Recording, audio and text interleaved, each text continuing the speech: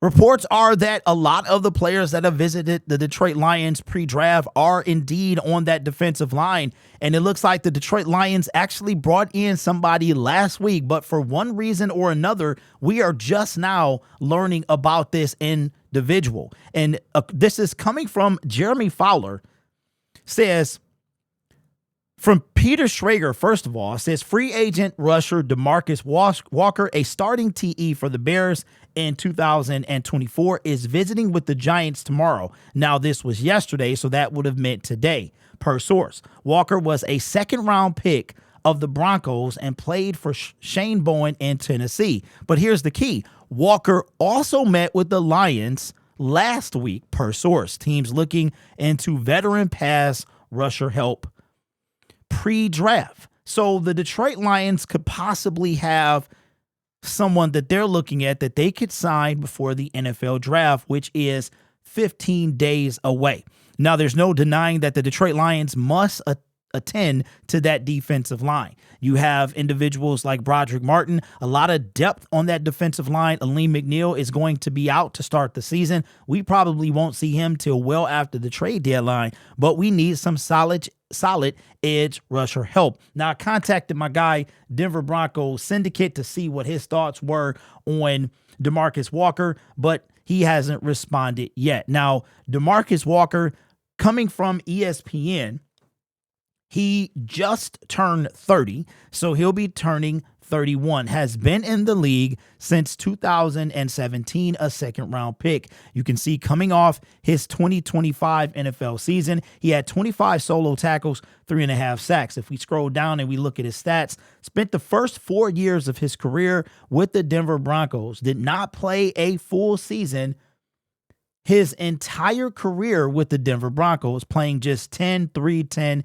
and 13 games. Went to Houston for a year where he also played 13. Seems like he got healthy all of a sudden, played all 17 games in Tennessee, and then spent the last 2 years of his career with the Chicago Bears. In that time, he amassed 7 sacks, actually had 7 in one season with the Tennessee Titans. So this is a guy.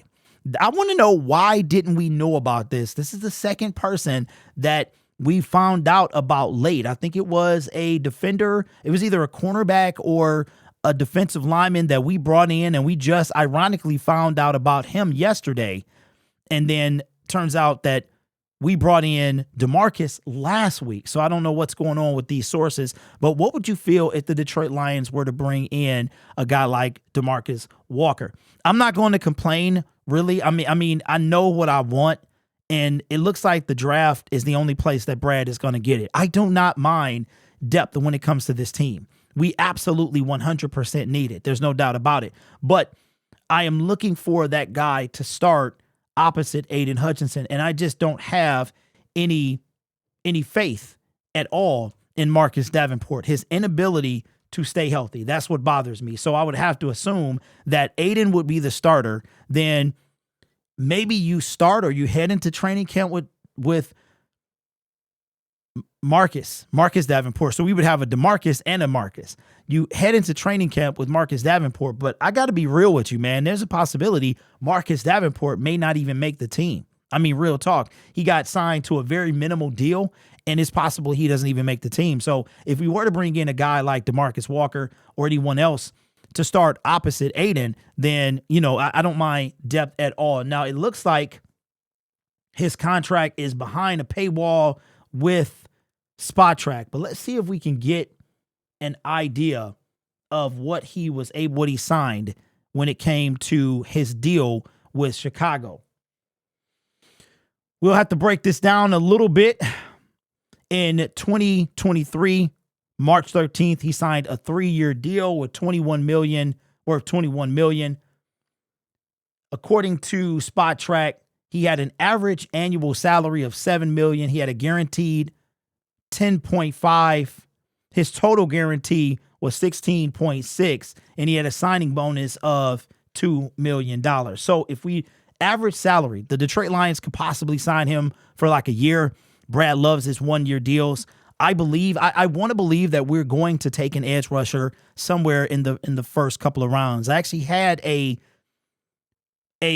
somebody contacted me, one of my homies, and he told me about a proposal that PFF, a trade proposal that PFF made for kind of an out of the blue edge rusher that we could do. So I might make a video about that tomorrow or later tonight, but let me know in the comments below. Again, I don't mind depth. I really don't.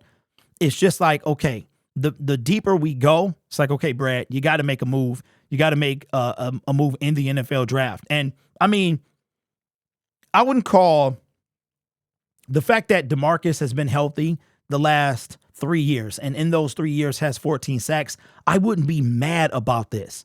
I wouldn't be mad because those 3.5 sacks, put this in perspective, those 3.5 sacks that he got, like, ties Aleem McNeil.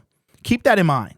It was Aiden Hutchinson, Zadarius Smith, and then Aleem McNeil with 3.5. He had between 3 and 4. So a guy like that would be an immediate, like, improvement over most of the guys we had outside of Aleem and Aiden Hutchinson. I still think Aiden needs that running mate, but I am excited to see what we do in the NFL draft, and I am trying to trust Brad Holmes. I am trying to trust the process, but when you look at his track record and his history, there's no reason that I should believe that he's going to take an edge rusher in the first 2 rounds until I see it. There's no reason. I believe that there will be a trade somewhere in this NFL draft, but there's no reason for me to believe that it will be some type of edge rusher. I mean, Brad is going to take the best player available, but I feel like that argument, I truly feel like that argument is defunct, because if you took the best player available, you would not have taken a project.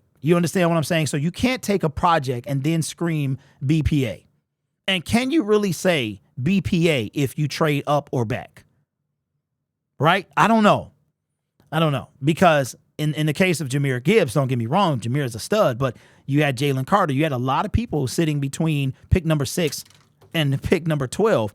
And was Jahmyr Gibbs, you could have taken Jahmyr Gibbs at 6, but you decided to trade out, get some more capital. I'm not mad, and you still got your guy. But to me, BPA means that you're going to take the pick as is. You're going to take whatever pick is sitting there, best player available at whatever pick you're picking. So we'll see in the comment section below. So the art for my shirts has been approved and is on its way to production. I am excited about this. Hopefully we get this store to launch when we are heading into training camp. This is the training camp Detroit Lions shirt. I got a couple made, some proofs, so that I can rock them and see how they are, the quality of them. Here is the blue one. That's actually going to have a black ribbon, so it's going to be this one right here.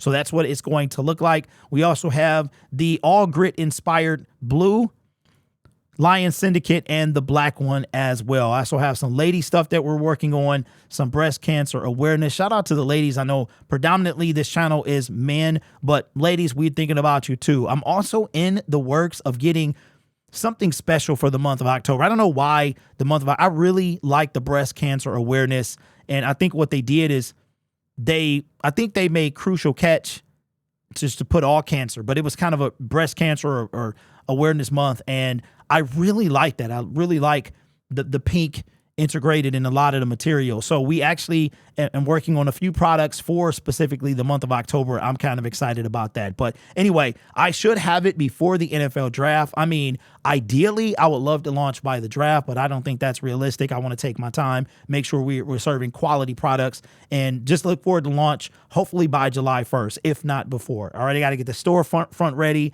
all of that stuff, man. And yeah, I'm excited. I'm a one-man show, man. This channel is made possible by viewers, subscribers, and members just like you. It's because of your support I get to do what I do. You could be anywhere else on YouTube, but you choose to rock with me. Want to shout out my members of 1 year.